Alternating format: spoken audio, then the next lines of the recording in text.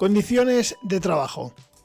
Siguiendo el estudio y clasificación de las condiciones de trabajo desde el punto de vista de los riesgos generados al trabajador, estas se pueden agrupar en 5 grupos que difieren y son de diferente índole. Primero, las condiciones de seguridad. Las condiciones de seguridad son todas aquellas condiciones materiales que van a tener una relación directa con la posible producción de accidentes de tipo laboral. Elementos móviles, cortantes sometidos a tensión, combustibles, recipientes sometidos a presión, etc. Habría que estudiar, pues, máquinas y herramientas, equipos de transporte, instalaciones eléctricas, sistemas de incendio, etc. Agrupándolas en 2 categorías, estas se dividirían en A. Riesgos estructurales, en el que entrarían las características constructivas del centro de trabajo, es decir, resistencia a los materiales, aplicación de la normativa vigente en cuanto a obras de nueva construcción, etc.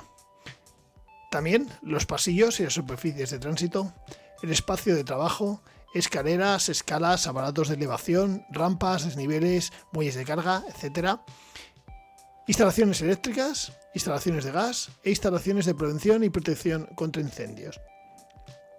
La materialización de los riesgos estructurales pueden dar lugar a accidentes de trabajo, tales como caída de personas al mismo o distinto nivel, caída de objetos, derrumbamientos o desplomes estructurales, choques contra objetos inmóviles, golpes, contusiones y cortes, contactos eléctricos directos o indirectos, atrapamientos por o entre objetos, quemaduras por calor o por frío, asfixias, incendios y explosiones. B. Estarían los riesgos derivados del manejo de los equipos de trabajo. En este caso sería elementos fijos o móviles de la maquinaria, manejo de vehículos, manejo de herramientas y también hay que tener en cuenta la materialización de los riesgos derivados de los equipos de trabajo, que estos pueden provocar accidentes de trabajo tales como golpes, cortes y atrapamientos, vuelcos de vehículos, choque contra objetos móviles, proyección de fragmentos o partículas y caídas desde aparatos elevadores. Pasemos a ver el segundo grupo, en este caso el que engloba o está dentro de medio ambiente físico y de trabajo.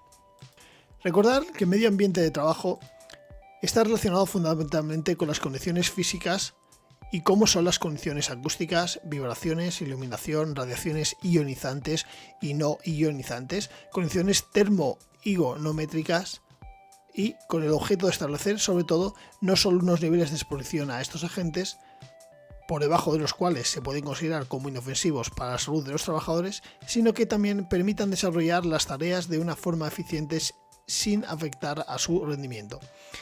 Estos se agrupan en las siguientes categorías. Contaminantes físicos. Estaría el ruido, vibraciones, temperatura, humedad, velocidad del aire y radiaciones.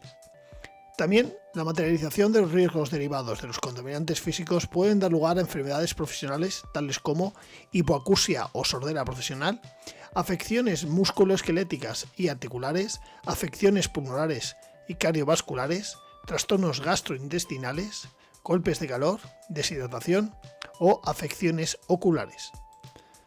El grupo 3 sería el formado por contaminantes químicos o biológicos. Estos contaminantes químicos y biológicos son considerados aquellos elementos químicos o biológicos presentes en el medio ambiente de trabajo, los cuales puedan producir efectos negativos para la salud o puedan generar molestias y alterar el desarrollo de las tareas. Estos son agrupados en las 2 categorías siguientes. A. Contaminantes químicos, los cuales se pueden encontrar agentes químicos, corrosivos, irritantes, cancerígenos, sensibilizantes sistémicos, etc. y sustancias y preparados peligrosos. La materialización de los riesgos derivados de los contaminantes químicos pueden dar lugar a malformaciones congénitas, hipersensibilización, destrucción de tejidos, pérdida de consciencia y mareos, afecciones nerviosas, alteraciones de órganos internos y externos y asfixia. Luego estaría B, los contaminantes biológicos. Aquí entrarían las bacterias, virus, hongos, parásitos y priones. Como ya hemos visto anteriormente, la materialización de los riesgos derivados de los contaminantes biológicos podrían dar lugar a afecciones respiratorias, enfermedades cutáneas, enfermedades infecciosas y enfermedades parasitarias. En el grupo 4 estaría la carga de trabajo. Esto es todos aquellos aspectos relacionados con las exigencias tanto de tipo físico como mental, que precisa la realización de una determinada tarea. Se pueden agrupar en dos grandes categorías. A. Requerimientos físicos de la tarea. Estos serían esfuerzos y fuerzas aplicadas, posturas de trabajo, manipulación manual de cargas y movimientos repetitivos.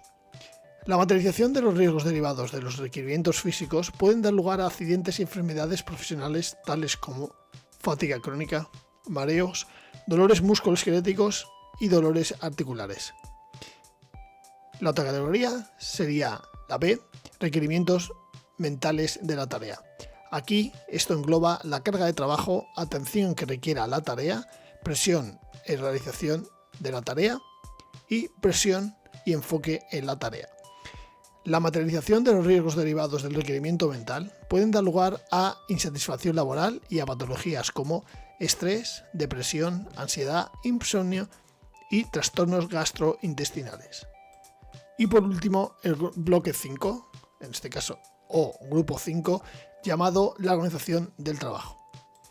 Estos son todos aquellos factores pertenecientes a la organización que pueden llegar a producir unas consecuencias negativas sobre la salud del trabajador, no solo en su aspecto físico, sino también mental y en su vida social en su mayoría.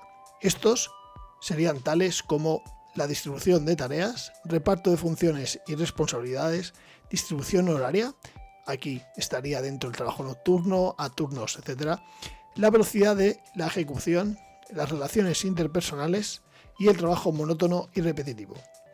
La materialización de los riesgos derivados de la organización de trabajo pueden dar lugar a fatiga crónica, estrés y pérdida de la atención. Veamos las técnicas de prevención y técnicas de protección.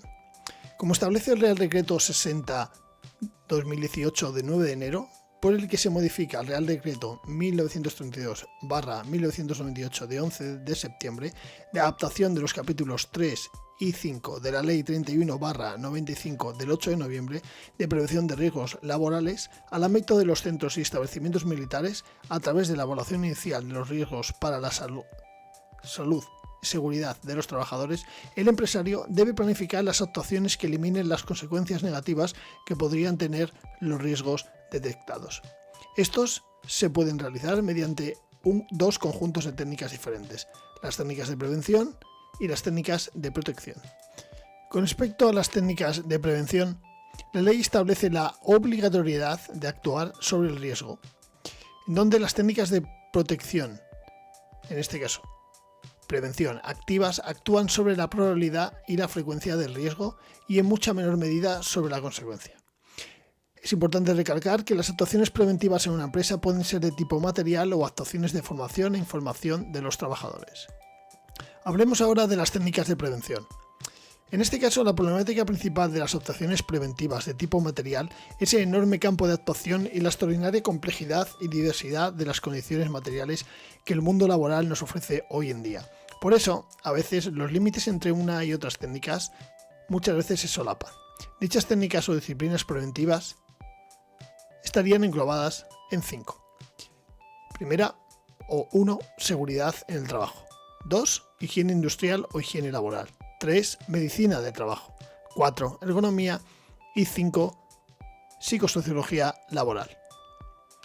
Con respecto al punto 1, seguridad en el trabajo, esta es aquella disciplina preventiva que estudia todos los riesgos y condiciones materiales relacionadas con el trabajo, que podrían llegar a afectar directa o indirectamente a la integridad física de los trabajadores, es decir, accidente de trabajo. La segunda disciplina es higiene industrial o higiene laboral. Se considera como aquella disciplina preventiva cuyo objeto fundamental es identificar, evaluar y controlar las concentraciones de los diferentes contaminantes, ya fueran de carácter físico, ruido, químico, productos químicos o biológicos, virus, presentes en los puestos de trabajo y que pueden llegar a producir determinadas alteraciones en la salud de los trabajadores y, en el peor de los casos, enfermedades profesionales. La tercera disciplina es medicina en el trabajo. Esta es aquella disciplina dirigida fundamentalmente a estudiar las consecuencias derivadas de las condiciones materiales y ambientales sobre las personas, procurando sobre todo establecer, junto a los anteriores disciplinas preventivas, unas condiciones de trabajo que no produzcan enfermedades ni daños a los trabajadores y trabajadoras. A la vez se ocupa el tratamiento, curación y posterior rehabilitación de las enfermedades profesionales. La cuarta disciplina es ergonomía.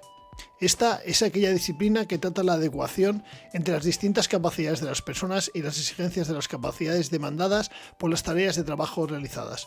En un principio se dirigía fundamentalmente al estudio y adecuación de las dimensiones de los puestos de trabajo, los esfuerzos y movimientos requeridos por las tareas, sobre todo a las características físicas de las personas. Pero con el tiempo se incluyeron otros aspectos como era el medio ambiente físico, dentro del cual se incluían entre otros la iluminación, temperatura, humedad o niveles de ruido.